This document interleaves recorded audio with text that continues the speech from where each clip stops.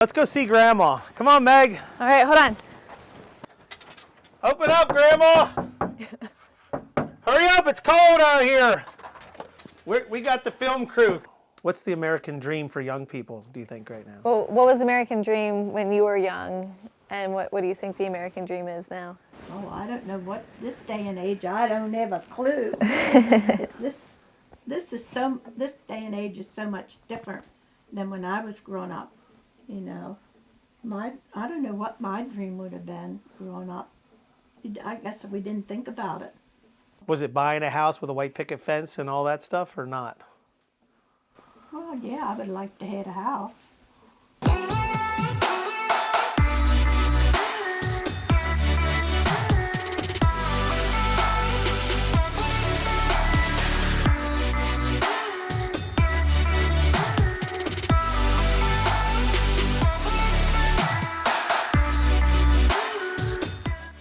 So Meg, are we going to do a follow-up, right? The video we did recently saying that the American dream is dead. It's not happening anymore to young people. I thought you were crazy. Like, listen, hold it. I thought you were crazy. I thought the American dream was alive and well, but we did that video. We had 600,000 views. We had 80,000 likes. We had over 5,000 comments, and it's growing as we speak. And guess what? The American dream is dead. That's what people are saying. It's dead. People don't believe it anymore. And they don't. They have every right not to believe it. I mean, people don't want to live paycheck to paycheck. They don't want to be struggling. They don't want to, have a life where it's like all they can afford is, a basic house and a basic car and, have no real being able to get ahead. Like a lot of people these days, they look at the cost of housing, and it's like, okay, $400,000 or $500,000 for a house, and it's like it's just unrealistic. Like, one, they can't afford it, and two, even if they can afford it, it's a huge monthly payment with a high interest rate where it's like they're now strapped to that. We're like they're house poor, essentially. So nobody wants to do that.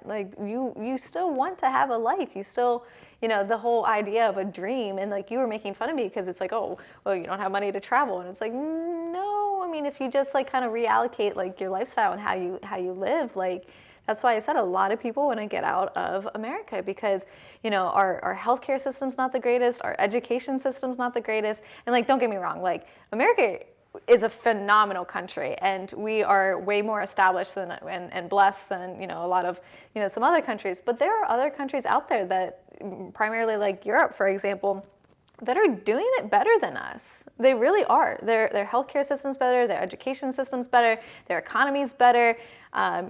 People can their just whole culture is completely different, and that's very appealing to a lot of people 35 and under because it seems realistic to them. Where it's like, So have you thought about just selling everything and moving to Europe since you think it's the place to go? No. Okay, but you want to leave America. It's different for me because I don't want to leave America. I want to travel the world. I'm not saying. But you said young people want to leave America. Absolutely, young people do. They want to. And a lot of people said that on the post, which is surprising. Now, yesterday was January 6th. What was the date yesterday? It was the 20th, wasn't it? Yesterday was January 20th. The inauguration happened. So I listened to a little bit of the speech. Trump said the American dream is back. What do you think to that? I mean, I think the American dream has the ability to come back, but I think it's going to take a lot of changes and a lot of, mindset changes in order for it to, quote unquote, be back. Okay. Because, I mean, the American dream is technically still alive. No, you said it's dead. You said it's dead. In my opinion, it's dead. You said it's dead. In my opinion, it is dead. You had 600,000 views, and the majority of those people said it's dead. It is dead. Done. It is dead. Because 100% dead. Because it doesn't exist to them in that world anymore. But in your generation, the American dream is alive to your generation. As long as you bought a house 7 to 10 years ago, you're good. But the thing is, it's the whole idea is where you want a house and a car and a career and like a family and like all that stuff. That's not necessarily the mindset of people these days. People are waiting to get married. People are waiting to have kids. People are waiting. They don't want a career either? I'm not saying they people want a career, but that's not a dream. Or do they just want to? They want to be. They want to be just want to do comfortable. TikTok shop? No. Gamble oh for their money? gosh, Do they stop it, just stop want to it. not No, work? Do no, they want to like freeload off everybody? That's not the mindset. It's the idea that you want to have a career, you want to be, comfortable in life, but you don't want to live to work. You don't want to that's the only thing that you do. And that's the problem. And that's why we say the American dream is dead, because people are working, 50 hours, 60 hours, 80 hours to barely to not be able to buy a house, to not be able to afford a nice car. Like, they're struggling. People are living paycheck to paycheck. I agree. It's yes. crazy because things have gotten astronomical. Yeah. But if there are people out there, even young people, and they want to get into sales, you can make more money to get out of that. Do you think that is possible? That is possible, yeah. But not everyone's wired. There's a small population that are wired for sales, right? Yeah. Not everybody's a salesperson. Not everyone wants to be outgoing and talk to people all the time. Not everybody wants to work 80 hours a week and not have any weekends. We met with a successful real estate agent the other day, and the first thing he said, he's been in the business for 50 years. Okay. First thing he says to Steven, who was with me, he says, you better be ready to work a lot of hours, and you better be able to work when they want to work. Hands down. And you better be good at making connections. Those are the couple things he said. And it was mind-blowing. Like, at the beginning of a sales career, you have to be able to put in the time and the effort and go talk to people. Yeah. Now imagine that you're a completely different career or something, and you're working 80 hours a week, and you're making good money. Like, say you're making $100,000 a year, but it's just you, so you're a single person, and all of a sudden your rent is $2,500, your car payment's $700, your groceries and your electric bill, and all this stuff. And you don't have any extra money. And you still don't have any extra money, and it's like, what do you do? And that's why people are like, oh yeah, the American dream is dead, because it's not. So you don't think that person should go look for someone's basement to rent for $600 a month or $800 a month?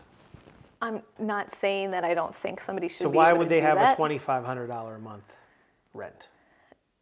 I'm just saying a lot of people aren't willing to make some of the sacrifices necessary to get ahead. You hit it. I think today, if you want to get ahead, you have to sacrifice for a period of time. Agreed. And I don't think it's a year or two. It's like 10 years.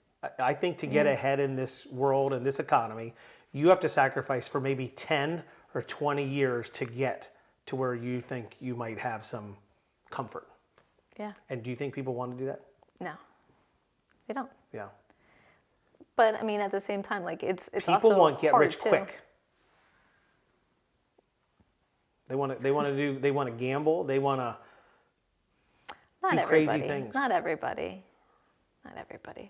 But I mean, also when you look at the price of income and how wages are going up over the course of the last 20 years versus the cost of living over the last 20 years, they're not. Yeah. Income levels here and cost is here, so it's you can't just. It's harder. You have to do those sacrifices, and that's why side hustles are so popular, because you have to have. Is Bitcoin a side hustle? Is that really people say their side hustles? They do Bitcoin. Yeah. See, I don't consider Bitcoin being a side hustle.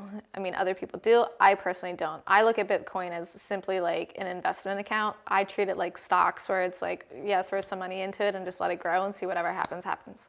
But I'm not actively going in there and trading and selling and all of that Meg stuff. bought $17 worth of Bitcoin. Now it's worth $17,000. Yeah, it's nuts. Imagine if you would have invested a little bit more, Meg. I know. And this is back in If you invested $1,700, what would it be worth today? Oh, I have no idea.